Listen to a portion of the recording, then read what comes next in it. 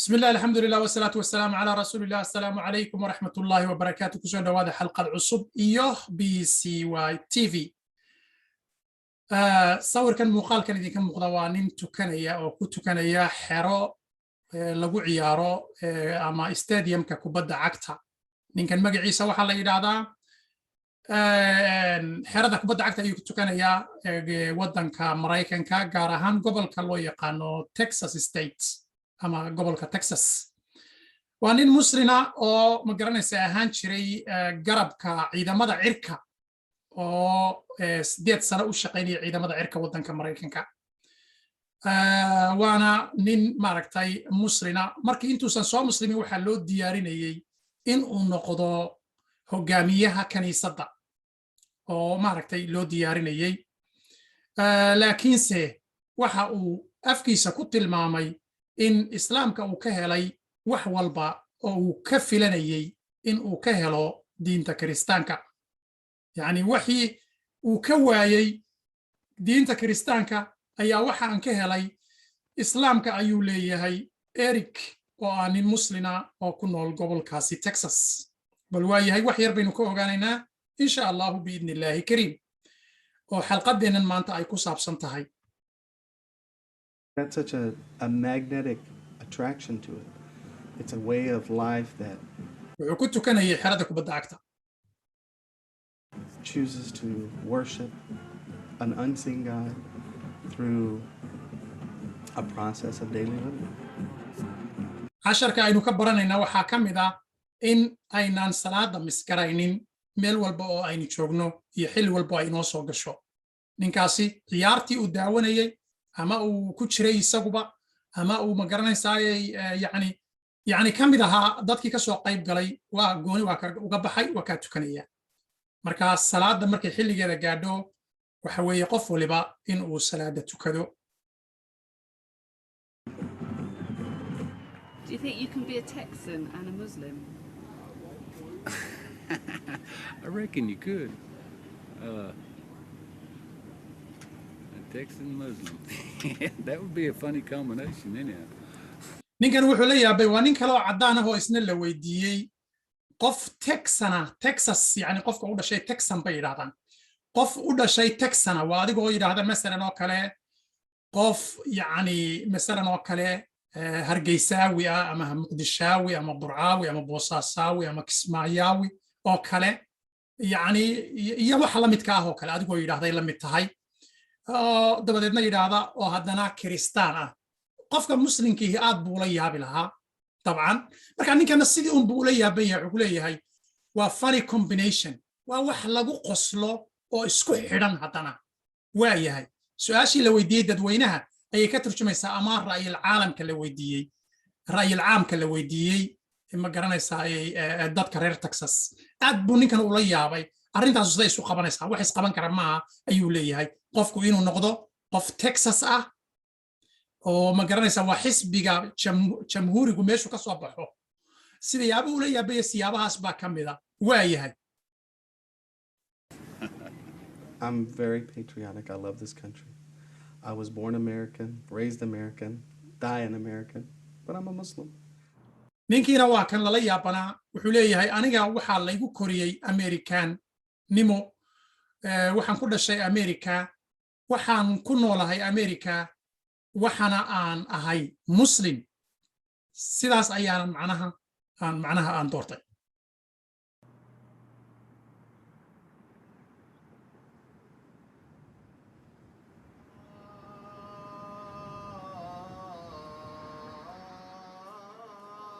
Surprisingly, Islam is the fastest growing religion in the USA.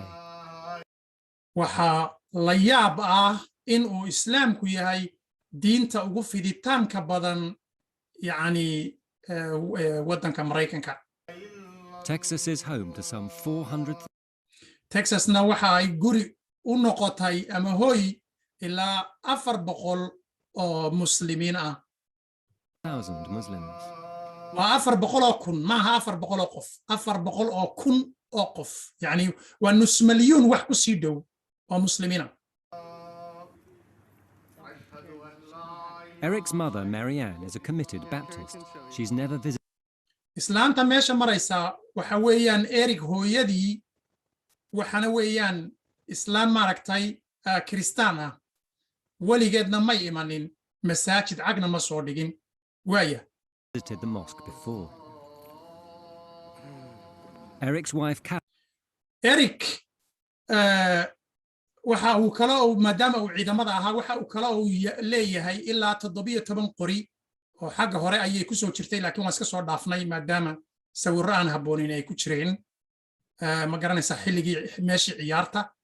dumar maaragtay aan labiskoodu fiicnayn baa ku jiray marka waan ka yarbooday intaasi si aynaan ugu dambaabin haddaba islaantii hooyadii buu soo kaxeeyey oo maaragtay markaasi loo sii xidhayo ma garanaysaa khamaarkii loo sii xidhayo oo markaa masaajidka la gelinayo weligeedna may soo booqan Karen, also a convert, is on hand to show Marianne around. xaaskiisa oo iyada lafteeduna baa macnaha u xidhaysaa Can you say Assalamu alaikum? asalaamu calaykum taa la barayaa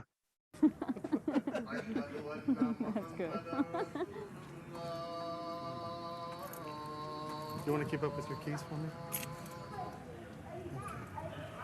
حضرة أبي بكر وعمر وعثمان وعلي وعلى السلطين الشريفين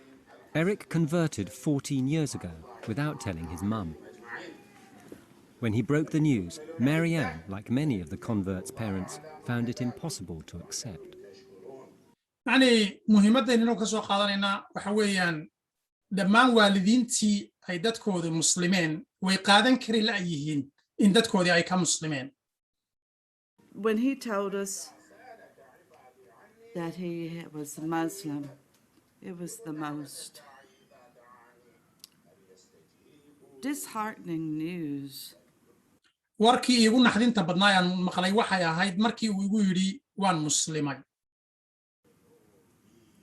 That Bill and I had ever received from our son. I think he could have told me anything but that. Of all yacni wax kasta oo uu ii sheego oo kale waan aqbali lahaa laakiin arrintaas waxaan qaadan kari waayay bay noqotay often wondered if I'd feel the same way if he told me he was gay, you know, if it would have been as devastating. Because we had never even heard of xataa hadduu igu odhan lahaa yacni subxaan allah bal meeshaa u fiirsada ilaah bardi ku dhashay yacni xataa waxay kaga farxad badnaan lahayd iyada hadduu ku odhan lahaa xataa waxaan ahay maxaa la yidhahdaa qoomuluud inna lilaahi wa inna ilayhi raajicuun halkaas waxay ku tusaysaa nacaybka ay dadkan jahliga ay qabaan baa nacayb baray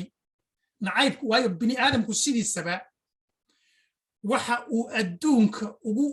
baqdin badan yahay waxa uu markaasi uu jaahilka ka yahay uguna nacayb badan yahay weliba waaya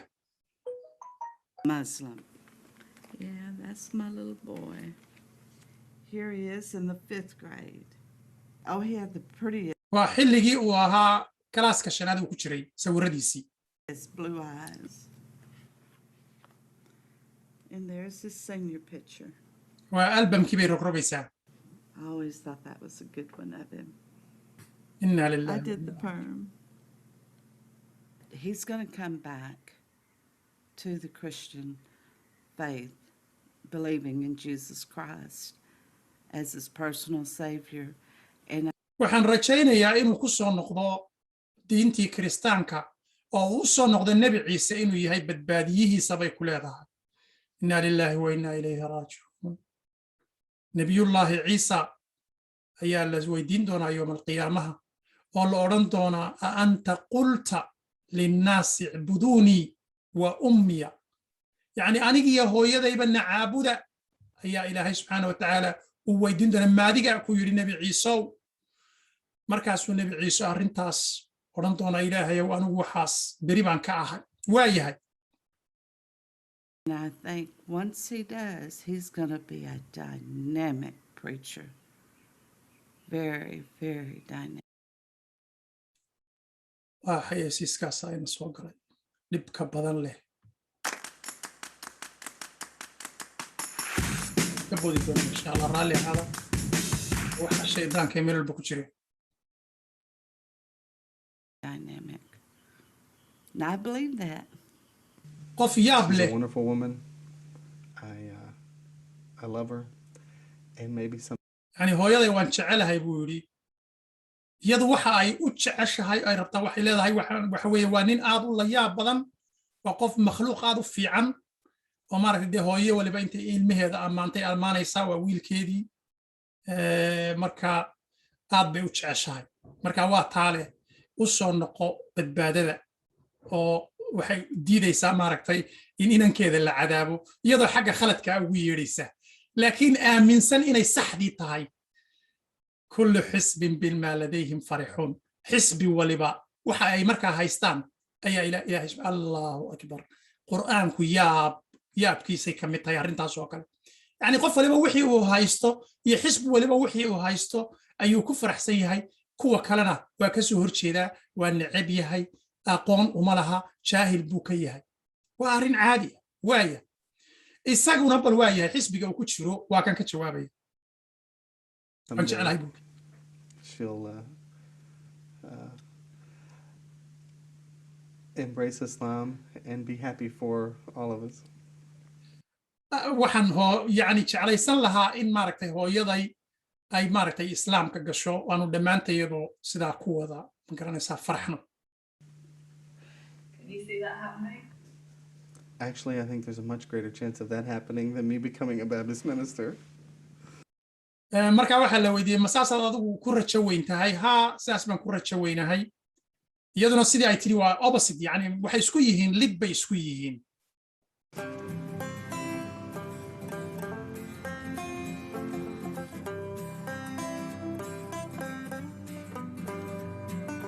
Yasmin used to be Mindy. Raised by strict Southern Baptist parents, 5 years ago she decided to swap her business suit for a burqa. My life did gabadhana yaasmiin baa la yidhahdaa iyadana waa isku ma garanaysaa waa xaaskiisaan filayaa marka iyadana waxa weeyaan way kristaan bay ahayd kristaanimaa lagu soo koriyey laakiin waxay dooratay inay qaadato diinta islaamka have any meaning, and I just couldn't figure out what my purpose was. When I found Islam, I realized that the purpose of everyone is to worship Allah. markan islaamka helay baan ogaaday inay tahay ujeeddada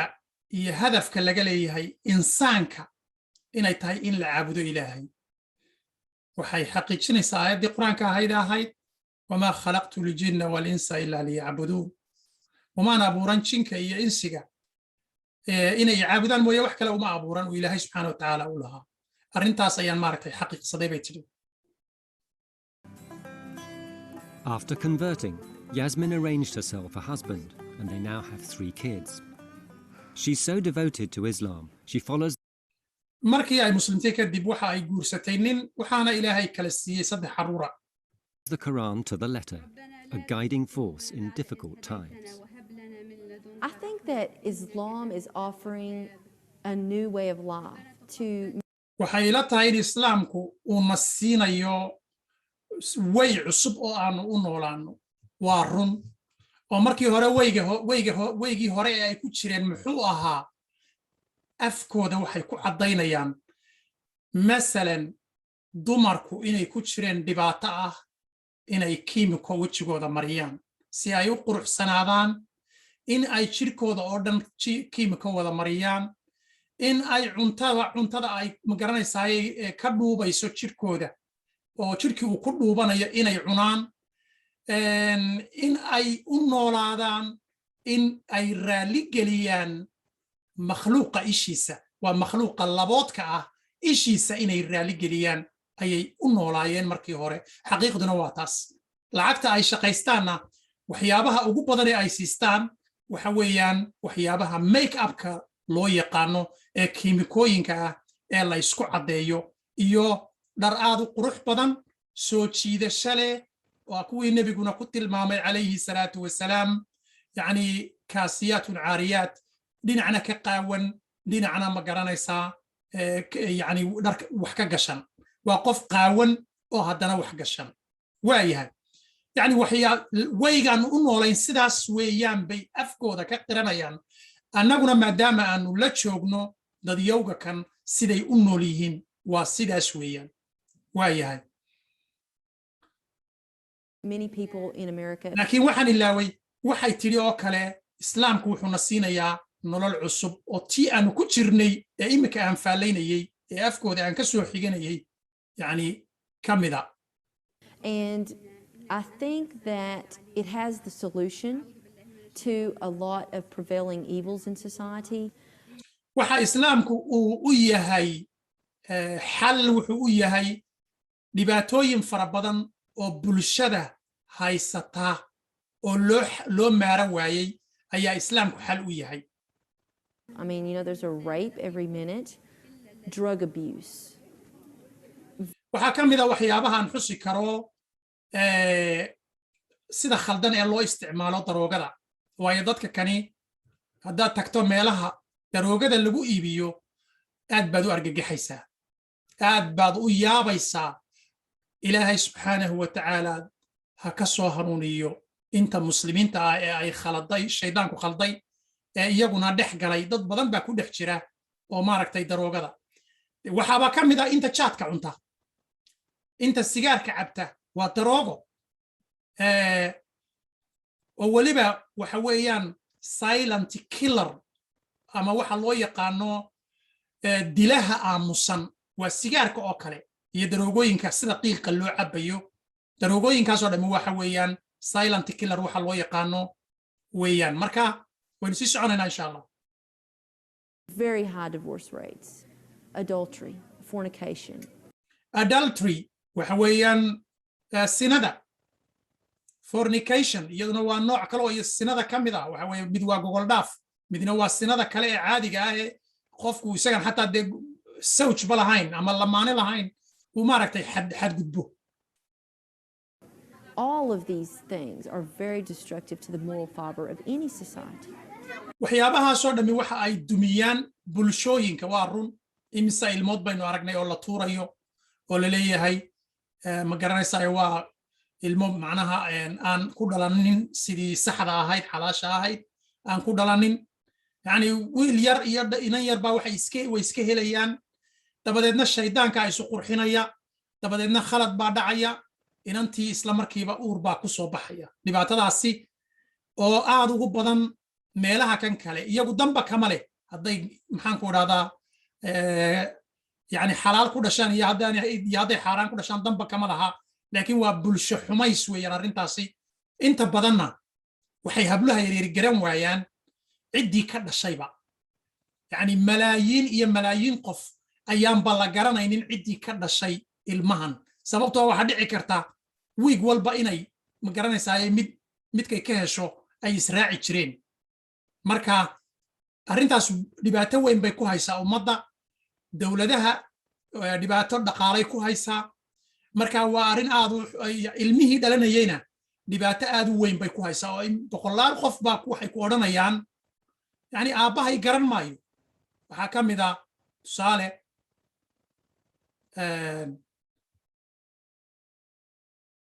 yani waxaa ka mid a dadka maaragtay yidhi yani aabbahay xataa garanba mayno kuu yahayba xataa garan mayno waxaa ka mid a inanta halkaa ka muuqata ee muslimadda ah ma garanaysa aabaheed subxaan allah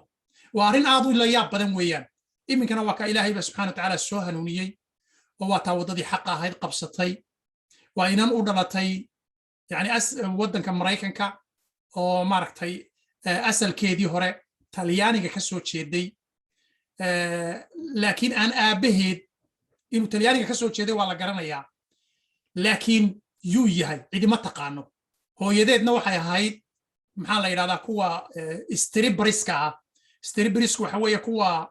maaragtay jilaa allahuma salli calaa maxamed jilaa maxaan ku idhahdaa waa siday afkeeda ka sheegatay un baan anigu sheegaya yani kuwan maaragtay ciyaara ee isqaawiye bay ahayd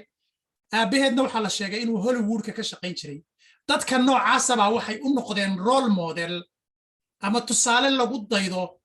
dhallinyaradeenii markaasay iyagina ku daydeen oo ay moodeen inay wax fiican yihiin laakiin qofkii waxaan ku jiray markii uu maxaan ku dhahdaa Soomaalidu waxay tiraahdaa qofkii dab walba saa ugu gubta ayaa ma garanaysaa maamaadu way iga khaldan tahay idinkaas toosin doona kolleyba digo miyay yidhaahdeen qofkii ku gubtaa garanaya si macnaha kuleelkeeda wax aynkaas sabayahay maamaadi kolley ma garanayo laakiin macnaha uu nuxurka un ka raaca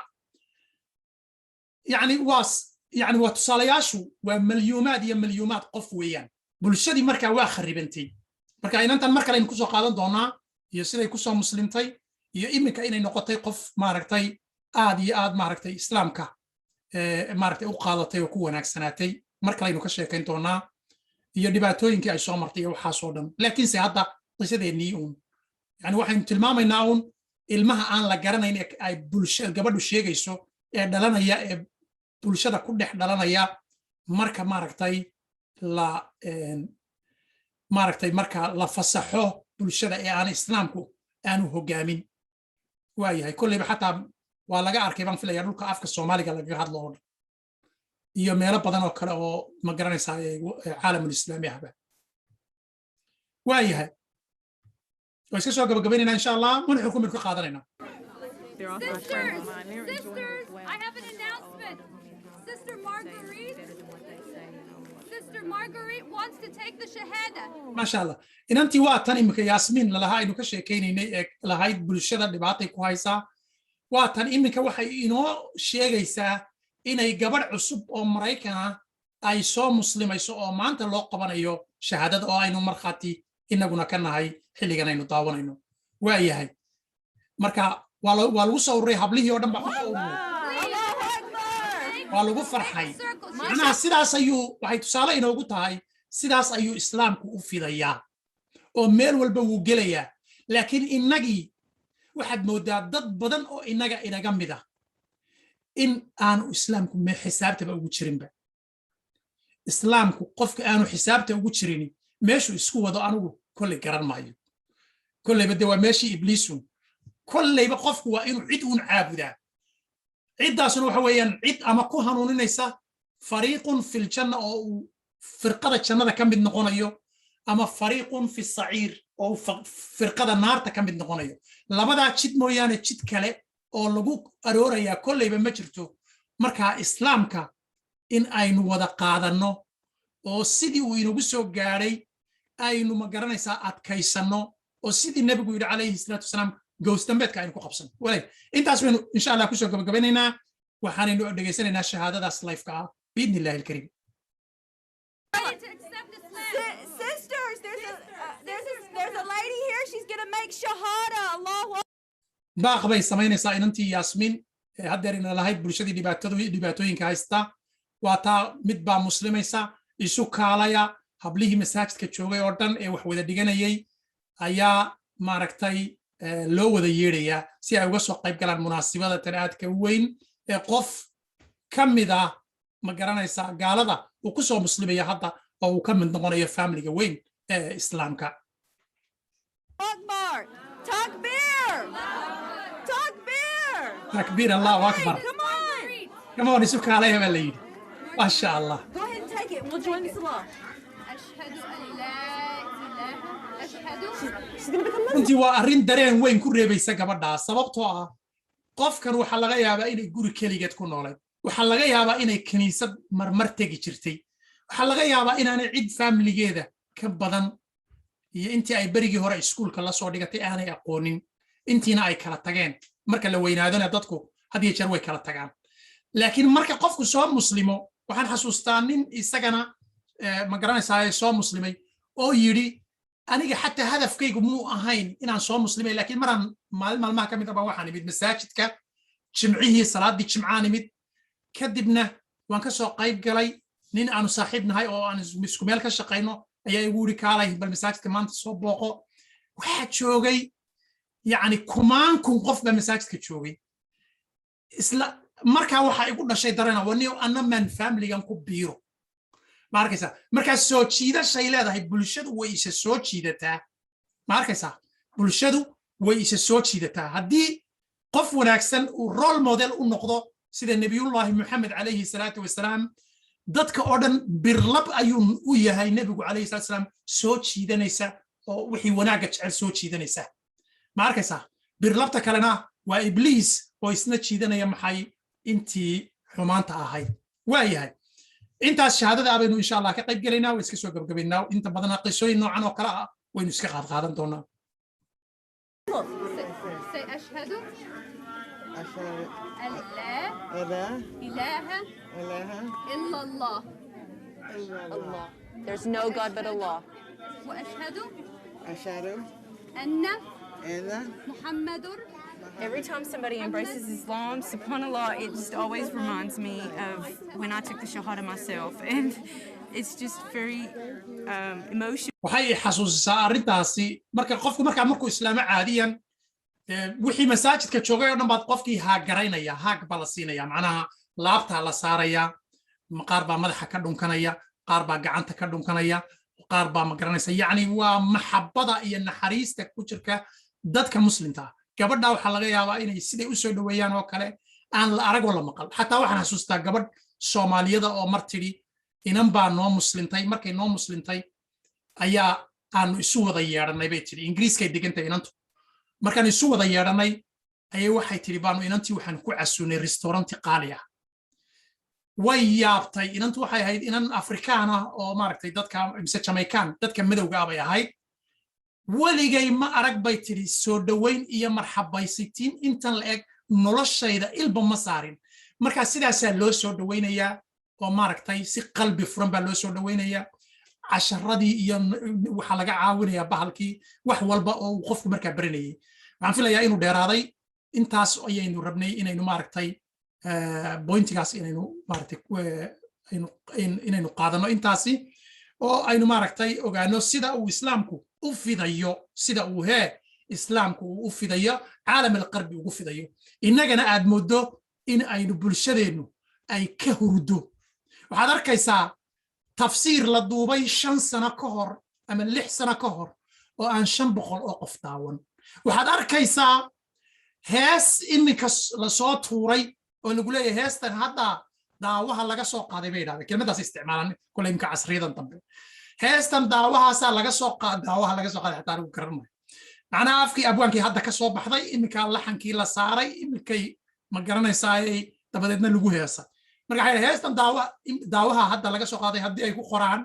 waxaad arkaysaa markiiba 4 milyan 5 milyan baa daawanaya youtube wuu kuu sheegaya inta daawanaysaa iminka kan oo kale 678,000 يعني واحد 700 كن كله بعتعوضي 700 كن أيا تعوضي مركا وحويا إسلامكي وينو كهردناي ما تشديد سنة إسلامك وينو كهردناي ما تشديد سنة أنت أصلا كسوق بقبلنا هذا وبالله التوفيق وصلى اللهم على نبينا محمد وعلى آله وصحبه أجمعين سبحان ربك رب العزة عما يصفون وسلام على المرسلين والحمد لله رب العالمين ولا لها كلنا لسي وذاك إنه يحكر رسالة جاية